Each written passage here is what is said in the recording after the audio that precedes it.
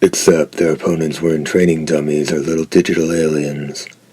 These were living, breathing men they slaughtered. Like cattle. Men with swords. Men fighting for their lives, same as them. If they wanted to live, they had to catch their enemy off guard, lay traps, and sometimes run away with their tail between their legs. Not the first image that sprang into your head when you thought of master swordsman.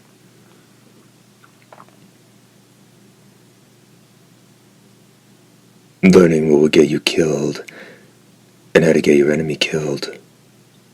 The only way to know a thing like that is to do it. Some kid who'd been taught how to swing a sword in a dojo didn't stand a chance against a man who'd been tested.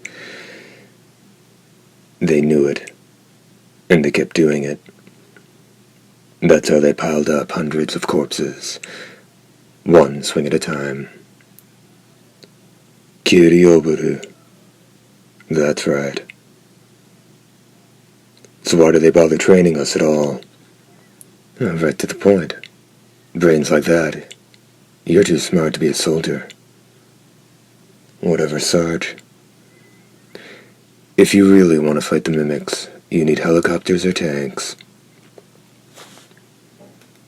But helicopters cost money, and it takes money to train the pilots too. And tanks won't do you a lick of good on this terrain.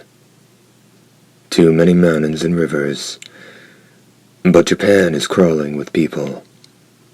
So they wrap them in jackets and ship them to the front lines. Lemons into lemonade. Look what happened to the lemons. All that shit they drum into you in training is the bare minimum. They take a bunch of recruits who don't know their asses from their elbows and teach them not to cross the street when the light's red. Look left, look right, and keep your heads down when things get hot. Most unlucky bastards forget all that when the shit starts flying, and they go down pretty quick. But if you're lucky, you might live through it and maybe even learn something. Take your first taste of battle and make a lesson out of it. You might just have something you can call a soldier. Pharaoh cut himself off. What's so funny? A smirk had crept across my face while he was talking, and I didn't even notice. I see someone gritting like that before battle. I start worrying about the wiring in his head. I've been thinking of my first battle, when Mad Margarita tried to help me, when my mud-stained guts were burnt to cinders, when despair and fear streamed down my face. Keiji Kariya had been one of the unlucky bastards. Twice. The third time when I ran, my luck hadn't been what you'd call good either. But for some reason, the world kept giving me another chance, challenging me to find a way to survive. Not by luck, but on my own. If I could suppress the urge to run, I'd keep waking up to a full day of training, followed by a day on the battlefield. And what could be better than that? Almost by default, I'd keep learning, one swing at a time. What took those swordsmen 10 years, I could do in a day. Pharaoh stood and gave my backside a slap with his hand, bringing my train of thought to a screeching halt. Not much point worrying about it now.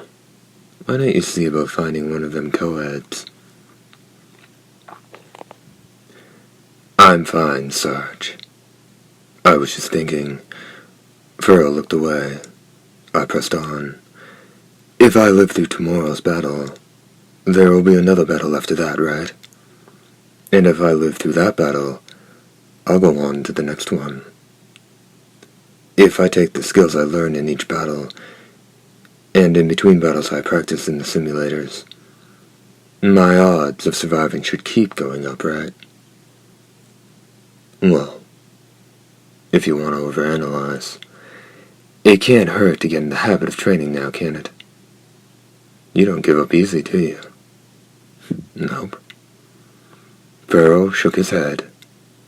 To be honest, I had you figured for someone different. Maybe I'm getting too old for this. Different how? Listen, there are 3 kinds of people in the UDF. Junkies so strung out they're hardly alive.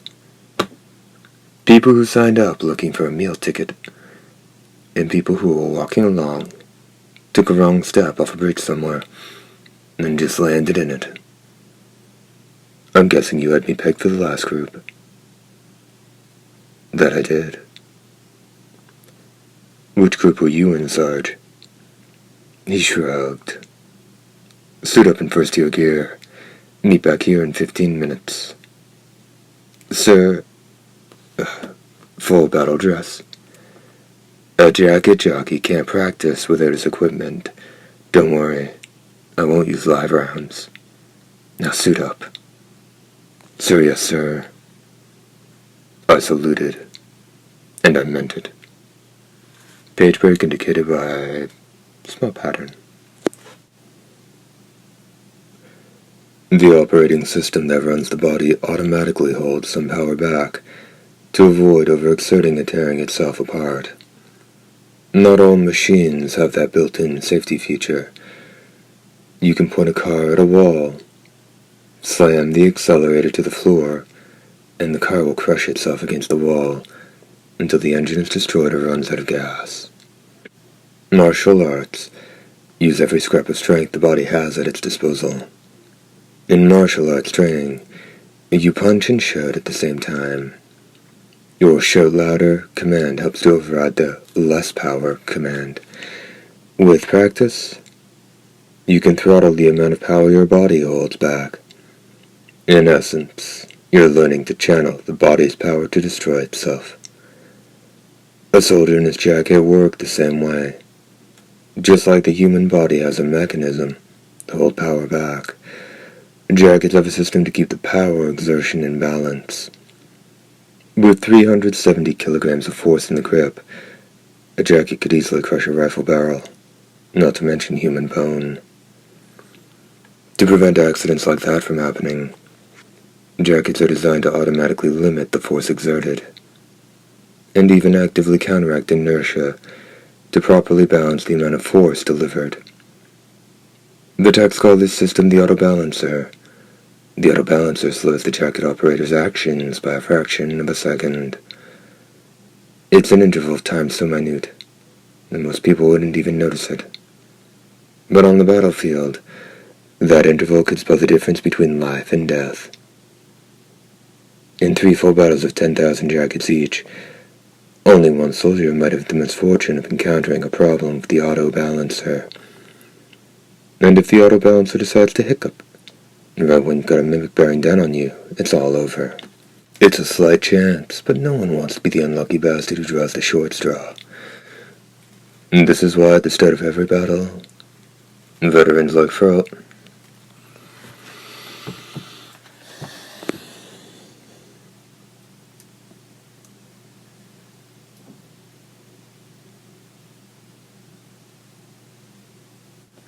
but no one wants to be the unlucky bastard who draws the short straw. This is why at the start of every battle, veterans like Farrell switch off the autobalancer. They never taught us this in training. I had to learn how to walk again if the autobalancer turned off. Farrell said I had to be able to move without thinking. It took me 7 tries to walk in a straight line.